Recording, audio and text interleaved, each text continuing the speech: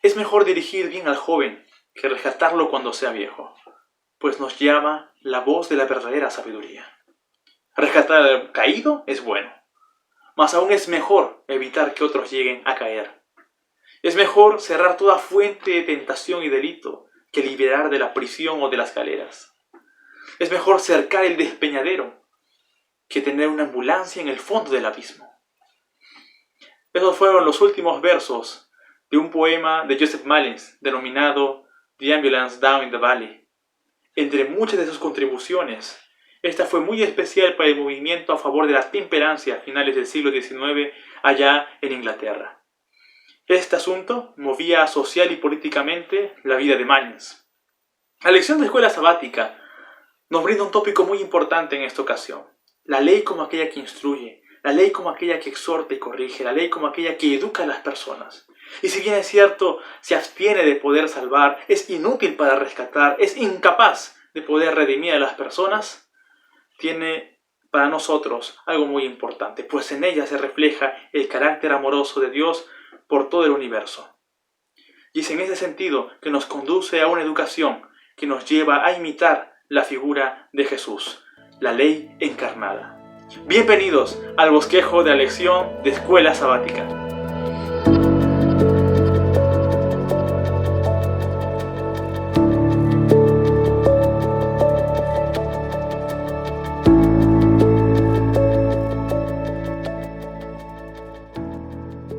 Bien, apreciados amigos y amigas, esta semana la lección de escuela sabática nos lleva a ver el papel de la ley de Dios en todo el cumplimiento de la educación cristiana. Y en este bosquejo nos enfocaremos en dos puntos. En primer lugar, el accionar de la ley de Dios en las personas. Y en segundo y último, el fin educador de la ley. Así que comencemos.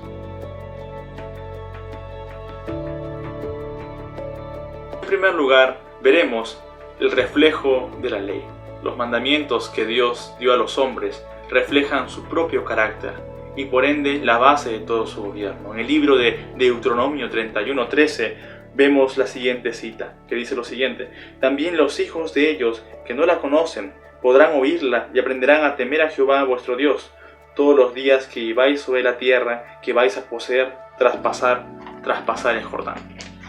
En el capítulo 31 de este libro vemos un plan de contingencia por parte de Dios. Aquel pueblo que había sido libertado del yugo egipcio por mano divina, aquel pueblo que había sido direccionado por Moisés, aquel que fue elegido por Dios, corría el riesgo de olvidarse de su Hacedor, de su Dios y de aquel que los conducía por camino seguro cuando llegase a cumplir la promesa. La tierra prometida sería de ellos, Canaán sería de ellos. Así que Dios indica a Moisés y da indicaciones al pueblo para que ellos tengan presente un cántico que les haría recordar los triunfos y las glorias pasadas, pero un cántico también que les haría reflexionar sobre su situación presente, la situación que ellos elegirían, la maldad, la vileza, el distanciamiento de Dios. Y por ende, este cántico les permitiría ver su situación, autoanalizarse y asimismo abrirles una puerta de oportunidad para recapacitar y alejarse de esa mala situación. Incluso aquellos que no llegaran a conocer esta canción y todas las glorias que menciona esta canción, aprenderían y así temerían y reverenciarían a Jehová Dios. Y un texto más que se suma a este asunto es Deuteronomio capítulo 6 versículo 5. La palabra de Dios dice lo siguiente: amarás a Jehová tu Dios de todo tu corazón, de toda tu alma y con todas tus fuerzas. Shema es el nombre con el que se denomina este conjunto de versos en el libro de Deuteronomio. Nos muestra aquí que solamente hay un solo Dios y no hay que doblar rodillas a otras deidades, otros ídolos o a otras personas que podrían mostrarse como tal. Y no solamente eso, sino que insta a las criaturas a poder entregarse completamente, entregarse de corazón al único Dios sobre todas las cosas. El amor es un principio clave y el amor responde al amor. Y es porque Dios amó a su pueblo y es porque Dios nos ama, la razón por la que nosotros también deberíamos corresponder con tal amor. Aquí dos primeras importantes palabras: temor y amor están vinculadas, no están distanciadas, están conectadas y tienen toda coherencia en nuestra devoción y reverencia a Dios, ya que Él es Rey del universo, por quien deberíamos guardar reverencia, temor. también Él se presenta como nuestro amigo, alguien cercano, alguien que está dispuesto a interesarse por particularidades humanas. Así que representamos siempre nuestro amor y temor para con Él. La siguiente parte es la ley como un testigo. Así que vamos a Romanos 3, versículos 19 y 20, en los que podemos encontrar la siguiente cita. Pero sabemos que todo lo que la ley dice, lo dice a los que están bajo la ley, para que toda boca se cierre y todo el mundo quede bajo el juicio de Dios. Porque por las obras de la ley, ningún ser humano será justificado delante de Él, ya que por medio de la ley es el conocimiento del pecado. Mientras más conocedores de su palabra somos, mientras más conocedores sobre su ley somos, mayor responsabilidad y al mismo tiempo privilegio. Pablo en algún momento diría: yo no sabría qué implica mentir, qué implica robar, qué es que el adulterio es malo, si es que no hubiera conocido esto por medio de la ley. Y si bien es cierto, la ley no puede rescatar, la ley no puede redimir, mas es útil para mostrar las faltas, los errores, porque en ella se presenta el carácter amoroso de Dios, se presenta su amor. Y al reflejar esto a nosotros, nos muestra que somos carentes, que somos escasos de tales valores y de tales principios. La ley en ese caso actúa como un testigo, así como actuó en el libro de Deuteronomio para con el pueblo de Israel. Dios ha hecho mucho por nosotros y a través de su ley encontramos un testigo que anuncia para nuestras vidas en qué estamos cerrando, pero también qué tenemos que hacer de la mejor manera. La siguiente parte es la prosperidad en la ley. La cosmovisión contemporánea que hoy aplasta a la sociedad manipula las implicancias de lo que es la prosperidad, el triunfo, la gloria y el éxito, vinculados a filosofías como el consumismo, el relativismo, el antropocentrismo e incluso el hedonismo. La palabra de Dios presenta para nosotros una cosmovisión recta, realista, no pasajera, sino permanente y basada en principios. En el libro de Josué, capítulo 1, versículos 7 al 8, encontramos la siguiente cita. Solamente esfuérzate y sé muy valiente. Cuídate de obrar conforme a toda la ley que mi siervo Moisés te mandó. No te apartes de ella ni a la derecha ni a la izquierda, para que seas prosperado en todas las cosas que emprendas. Nunca se apartará de tu boca este libro de la ley, sino que de día y de noche meditarás en él, para que guardes y hagas conforme a todo lo que está escrito en él, porque entonces harás prosperar tu camino y todo te saldrá bien. La palabra de Dios presenta para nosotros a un joven que tenía dudas, a un muchacho que está encargado de una labor ardua y pesada, mas Dios aparece ante él en su angustia para socorrerlo y le menciona la importancia de poder mantener la ley no solamente en la mente, sino como obra, no solamente como un asunto de urgencia, sino en un asunto constante y diario. Y es así, a raíz de ello, que existe la prosperidad, que existe el triunfo, que existe el bienestar para su vida y para todo lo que emprenda. Josué fue un gran líder, no porque hiciese valer su propia opinión o su propia consideración o juicio, antes bien recapacitaba en el juicio divino y entendía mejor la guía y dirección que él tenía para su pueblo a través de la ley que él estudiaba. Es en ese sentido, amigos y amigas, que ese fue el inicio de todo un camino de triunfo. Si bien es cierto, hubieron derrotas, hubieron conflictos, pero el estudio de la ley le hacía levantar rodillas cuando tropezaba, le hacía correr más rápido cuando en algún momento caía.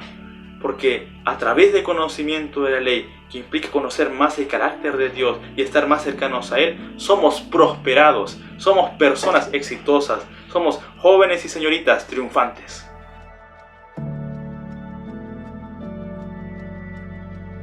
Y en primera instancia, la ley brinda identidad a sus lectores. Vamos al libro de Apocalipsis, capítulo 12, versículo 7. La palabra de Dios dice lo siguiente. Entonces el dragón se llenó de ira contra la mujer y se fue a hacer la guerra contra el resto de la descendencia de ella, contra los que guardan los mandamientos de Dios y tienen el testimonio de Jesucristo. A lo largo de la historia, los hijos de Dios han llegado a ser aquellos que están cercanos a su palabra, aquellos que están cercanos a su orientación, aquellos que están cercanos con su propia persona. Y la ley nos muestra, como ya repetidas veces hemos dicho, el carácter amoroso de Dios, los deseos y planes de Dios para con sus hijos. En tiempos cruciales será la ley importante para que cada quien pueda ser identificado como hijo o hija de Dios. La ley brinda una identidad a las personas con el gran legislador. Lo siguiente que podemos ver es una vida íntegra en base a la ley. Y en el libro de Santiago capítulo 2 versículos 10 al 12 encontramos lo siguiente. Porque cualquiera que guarde toda la ley, pero ofende en un punto, se hace culpable de todos. Pues el que dijo no cometerás adulterio, también ha dicho no matarás. Ahora bien, si no cometes adulterio, pero matas, ya te has hecho transgresor de la ley. Así hablad y así haced como los que habéis de ser juzgados por la ley de la libertad. La ley de Dios, como todos llegamos a conocer, presenta la correspondencia del ser humano para con su Creador y asimismo para con su prójimo. Entre ambas debe existir coherencia. No podemos amar a Dios y no amar a nuestro prójimo, o viceversa. En ese caso, se hace un llamado a partir de la ley a tener integridad, a ser personas completas, a ser personas sin incoherencias en nuestra propia vida. Y esa es la naturaleza de la ley. No va por partes, sino que se entrega totalmente para la educación del ser humano. Y es muy peculiar notar que Santiago recalque que así como hablemos, así como pensemos, así como consideremos, también hagamos, cumplamos.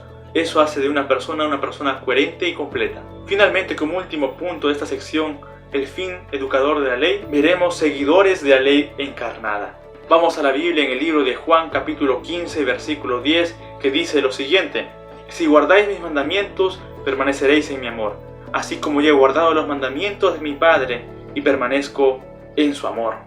Vemos en el Antiguo Testamento a un Dios que está dispuesto a hacer pacto, a vincularse, a enlazarse con un pueblo, con una nación que Él mismo es consciente que ellos desobedecerán, que ellos no procederán en obediencia, mas también es Él mismo quien está dispuesto a unirse una vez más con ellos, a vincularse una vez más con ellos, a perdonarlos, a que ellos puedan abrazar otra vez a su Padre Celestial. Cuando Cristo llegó aquí a la tierra, no solamente se cumplían en su persona todas las promesas que vemos en el Antiguo Testamento, sino que su vida reflejaba la ley misma. Él era la ley encarnada, Él era la ley que se hacía realidad entre las personas. Con Él se podía comprender claramente lo que muchos maestros de la ley en aquel entonces habían tergiversado y en vez de dar más luz, habían ocultado, entenebrecido como enseñanza.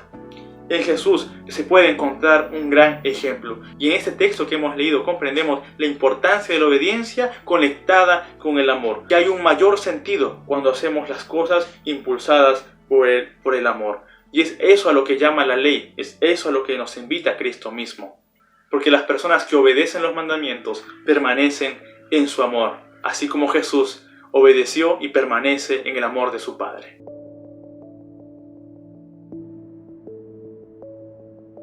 Bueno, la aplicación respecto a este tema. Muchos han considerado la ley como un asunto que no corresponde para nuestros tiempos, como un asunto que se debería considerar o aplicar. Hay quienes se quejan de la ley, hay quienes consideran que este sea un obstáculo.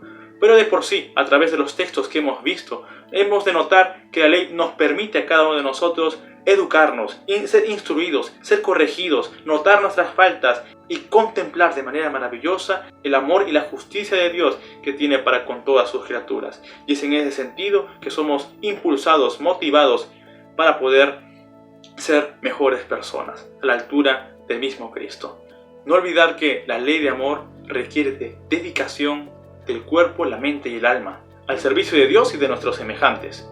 Y es este servicio, al par que nos constituye bendición para los demás, que nos proporciona la más grande bendición. Elena G. de White, página 16 del libro La Educación. Amigos y amigas, este ha sido el bosquejo de la lección de Escuela Sabática. Que Dios te bendiga.